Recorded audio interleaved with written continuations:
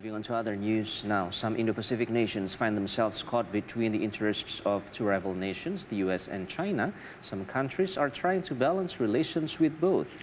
Like Indonesia, which is deepening defense ties with the US while trying to avoid repercussions from China, their largest trading partner.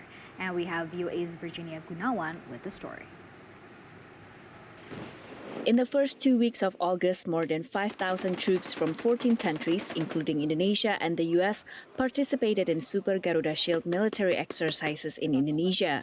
The US says the annual drill is now one of the largest joint multinational exercises in the Indo-Pacific region. Chinese state media criticized the expanded drill and accused the US of trying to build a NATO-like alliance in the Indo-Pacific.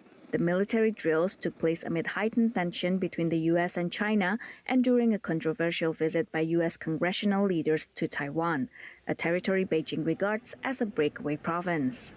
Southeast Asia expert Brian Harding spoke about the timing of the visit. Military exercises, complex ones like Garuda Shield between two and more countries, take a very long time to plan. So it truly is a coincidence that this took place just around the time of the Taiwan Strait crisis. The military drills took place at 3 locations, including the Riau Islands close to China's so-called 9-dash line that claims territorial rights to various regions in the Pacific. Those claims have not been established under international law. Analysts say, like many countries in the region, Indonesia is caught between appeasing China, its largest trading partner, and its growing relationship with the US, which calls for a free and open Indo-Pacific. Indonesia has managed to maintain relations with the two regional rivals. During the Cold War, it adopted the foreign policy of neutrality, dubbed the Free and Active Policy. A contextual interpretation of a free and active foreign policy would be that Indonesia can make her own decisions in the pursuit of her national interest as a contribution to world peace. Even though Indonesia itself continues to shun formal military alliances, it is surrounded by relatively new security groupings, like the Quad, made up of the US, Japan, India, and Australia, and AUKUS between the US, the UK, and Australia. The US has also held other joint military exercises in the region, including Balikatan with the Philippines, Cobra Gold with Thailand, and Talisman Sabre with Australia.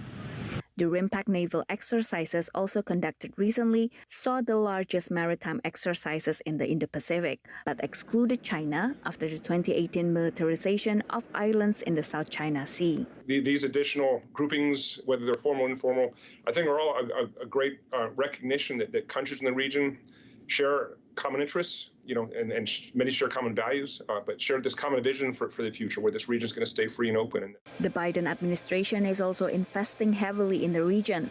Last February, the White House approved nearly $14 billion worth of arms sales to Indonesia, including 36 F-15 fighter jets to support U.S. foreign policy and national security goals in the region. Virginia Gunawan, VOA News in Washington.